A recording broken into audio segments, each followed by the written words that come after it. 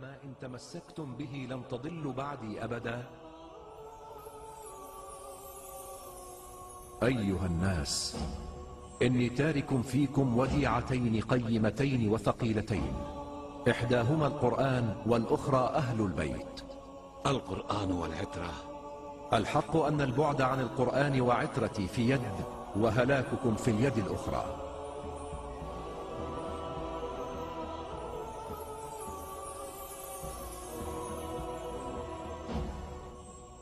الله مولاي وأنا مولى المؤمنين. ألا من كنت مولاه فهذا علي مولاه. اللهم وال من والاه. اليوم أكملت لكم دينكم وأتممت عليكم نعمتي ورضيت لكم الإسلام دينا. تفسیر نور الثقلین سورۃ الاخلاص۔ سورہ اخلاص مکہ میں نازل ہوئی۔ اس کی 4 آیتیں اور 1 رکوع ہے۔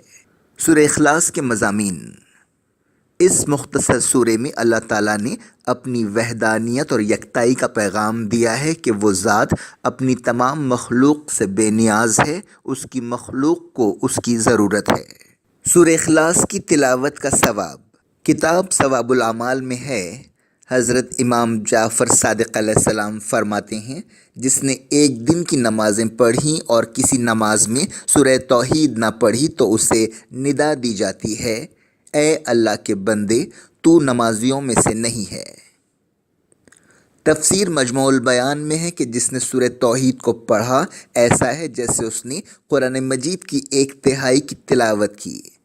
ایسے آدمی کو اللہ تعالیٰ ان لوگوں کی تعداد میں سے ہر ایک کے برابر 10 نیکیاں عطا کرے گا جو اللہ، اس کے ملائکہ اور اس کی کتابوں، اس کے رسولوں اور قیامت کے دن پر ایمان لائے ہیں۔ حضرت امام جعفر صادق علیہ السلام نے فرمایا، رسول اللہ صلی اللہ علیہ وسلم نے سعد بن معاذ پر نماز جنازہ پڑھی تو آپ صلی اللہ علیہ وسلم نے فرمایا، 70,000 فرشتوں نے، جن میں جبرائیل امین بھی تھے، ان کی نماز جنازہ میں شرکت کی۔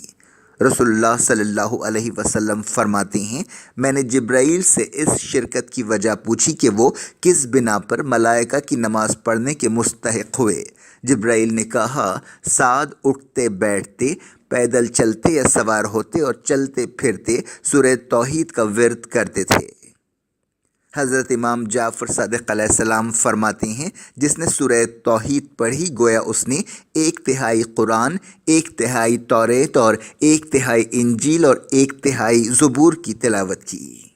حضرت امیر المومنین امام علی علیہ السلام فرماتے ہیں، جب کوئی آدمی اپنے بستر پر جائے اور سورہ توحید کی تلاوت کرے تو اللہ تعالیٰ 70,000 فرشتے اس کی حفاظت کے لیے بھیج دیتا ہے جو رات بھر اس کی حفاظت کرتے رہتے ہیں۔ رسول اللہ صلی اللہ علیہ وسلم فرماتے ہیں، جو آدمی قبرستان سے گزرے اور 11 مرتبہ سورہ توحید پڑھے تو ایسے آدمی کو ان مردوں کی تعداد کے برابر ثواب میں۔ امیر المومنین حضرت امام علی علیہ السلام فرماتے ہیں، جو شخص چاہتا ہے کہ جب وہ اس دنیا سے رخصت ہو تو وہ گناہوں سے پاک و صاف ہو اور اس طرح ہو جس طرح خالص سونا ہوتا ہے، تو اسے چاہیے کہ پنجگانہ نماز کے بعد 12 مرتبہ سورہ توحید پڑھے۔ سہل بن سعد سعدی سے روایت ہے کہ ایک آدمی نے رسول اللہ صلی اللہ علیہ وسلم کے حضور اپنے فقر و فاقے اور مشکلات کی شکایت کی۔ رسول اللہ صلی اللہ علیہ وسلم نے اسے فرمایا، جب تو اپنے گھر میں داخل ہو تو گھر میں کوئی ہو یا نہ ہو تو سلام کر، بعد میں 1 مرتبہ سورہ توحید کی تلاوت کر۔ اس آدمی نے جب ایسا کام کیا تو اللہ تعالیٰ نے اسے مالا مال کر دیا، اس کے پڑوسیوں کو بھی مالا مال کر دیا۔ حضرت امام زین العابدین علیہ السلام سے لوگوں نے سورہ توحید کے بارے میں سوال کیا تو آپ نے فرمایا، اللہ تعالیٰ کو معلوم تھا کہ آخری زمانے میں ایسی اقوام آئیں گی جو مسائل میں غور و فکر کرنے والی ہوں گی، اسی لیے اس ذات نے اپنی معرفت کے لیے سورہ توحید اور سورہ حدید کی ابتدائی آیات نازل فرمائیں۔ احتجاج تبرسی میں روایت ہے کہ ابن سوریہ نے رسول اللہ صلی اللہ علیہ وسلم سے دریافت کیا، آپ مجھے اپنے رب کے بارے میں بتائیں کہ وہ کیا ہے، تو اس وقت سورہ توحید نازل ہوئی۔ جب پیغمبر صلی اللہ علیہ وسلم نے اسے سنائی تو اس نے کہا، اے محمد، آپ کا خدا اسی طرح ہے جس طرح آپ نے فرمایا ہے۔ بسم اللہ الرحمن الرحیم۔ شروع اللہ کے نام سے جو بڑا مہربان نہایت رحم والا ہے۔ قل هو اللہ احد۔ کہہ دیجئے وہ اللہ ایک ہے، اللہ الصمد۔ اللہ بے نیاز ہے، لم یلد ولم یولد۔ نہ اس نے کسی کو جنا اور نہ ہی وہ کسی سے پیدا ہوا، ولم یکن له کفوا احد۔ اور کوئی بھی اس کا مد مقابل نہیں ہے۔ تفسیر آیات: قل هو اللہ احد، کہہ دیجئے وہ اللہ ایک ہے۔ ایک حدیث میں جناب امیر المومنین علیہ السلام سے روایت ہے، آپ صلی اللہ علیہ وسلم نے فرمایا، اللہ کی معنی ایک ایسا معبود ہے جس میں مخلوق حیران ہے اور وہ اس سے عشق رکھتی ہے۔ اللہ وہی ذات ہے جو آنکھوں کے ادراک سے پوشیدہ اور مخلوق کے افکار و عقول سے بھی مستور ہے۔ ایک حدیث میں حضرت امام محمد باقر علیہ السلام فرماتے ہیں، احد یگانہ فرد کو کہا جاتا ہے۔ احد اور واحد کا مفہوم ایک ہے اور وہ ایسی منفرد ذات ہے جس کا کوئی مثل و نظیر نہیں۔ توحید اس کی یگانگت، وحدت اور انفرادیت کا اقرار ہے۔ اسی حدیث کے ذیل میں نقل کیا گیا ہے، واحد عدد نہیں ہے بلکہ واحد اعداد کی بنیاد ہے۔ عدد کا آغاز 2 سے ہوتا ہے۔ اس بنا پر اللہ احد ہے، یعنی وہ معبود جس کی ذات کے ادراک سے انسان عاجز ہیں اور جس کی کیفیت کا احاطہ کرنے سے وہ عاجز ہیں کا مطلب یہ ہے کہ وہ الوہیت میں فرد ہے اور مخلوقات کی صفات سے برتر ہے۔ توحید صدوق میں روایت ہے کہ جنگ جمل میں ایک اعرابی نے کھڑے ہو کر عرض کیا، اے امیر المومنین، جب آپ یہ کہتے ہیں کہ خدا واحد ہے تو واحد کا معنی کیا ہے؟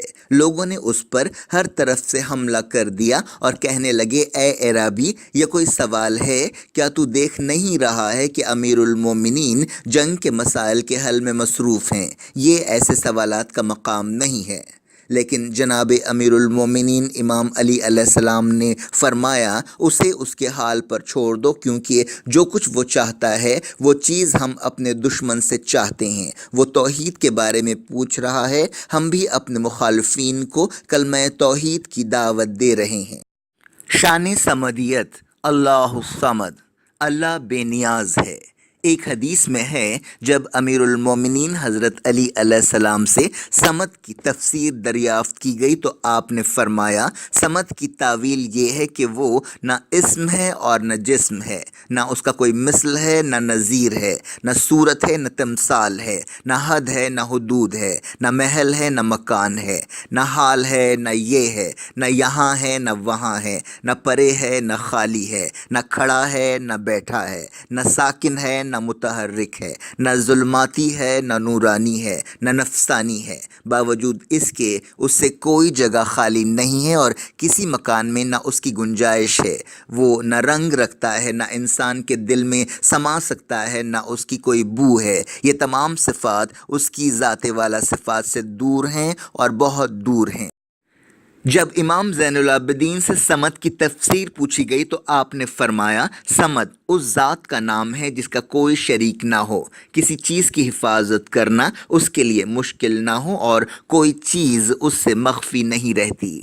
ایک اور مقام پر آپ نے فرمایا، صمد وہ ذات ہے جب وہ ارادہ کرتا ہے تو کہتا ہے ہو جا تو وہ شے ہو جاتی ہے۔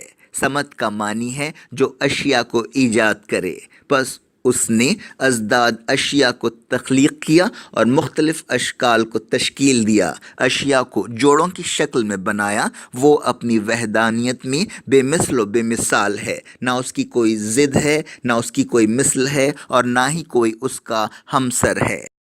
حضرت امام محمد باقر سے روایت ہے، اہل بصرہ نے حضرت امام حسین کی طرف خط لکھا جس میں صمد کی تفسیر کے بارے میں پوچھا۔ آپ نے ان کے جواب میں یہ لکھا، بسم اللہ الرحمن الرحیم، اما بعد، قرآن مجید پر جب تک تمہیں عبور حاصل نہ ہو اس وقت تک اس میں بحث و گفتگو مت کرو، کیونکہ میں نے اپنے نانا بزرگوار رسول اللہ صلی اللہ علیہ وسلم سے سنا ہے، جو شخص علم کے بغیر بات کرے گا اس کا ٹھکانہ جہنم ہے۔ اللہ تعالیٰ نے خود صمد کی تفسیر بیان فرمائی ہے، لم یلد ولم یولد ولم یکن لہ کفوا احد، نہ اسے کسی نے جنا اور نہ وہ کسی سے پیدا ہوا اور نہ ہی اس کی مانند کوئی ہے، نہ اس کی کوئی مثل ہے اور نہ نظیر ہے۔ ہاں، خداوند تعالی صمد ہے، وہ کسی چیز سے وجود میں نہیں آیا اور نہ ہی وہ کسی چیز کے اندر موجود ہے اور نہ کسی چیز کے اوپر قرار پایا ہے۔ وہ تمام چیزوں کا خالق ہے، تمام اشیاء کو اس نے اپنی قدرت سے وجود دیا۔ جن چیزوں کو اس نے فنا کے لیے پیدا کیا ہے وہ اس کے ارادے سے متلاشی ہو جائیں گی، اور جسے بقا کے لیے پیدا کیا ہے وہ اس کے علم سے باقی رہے گی۔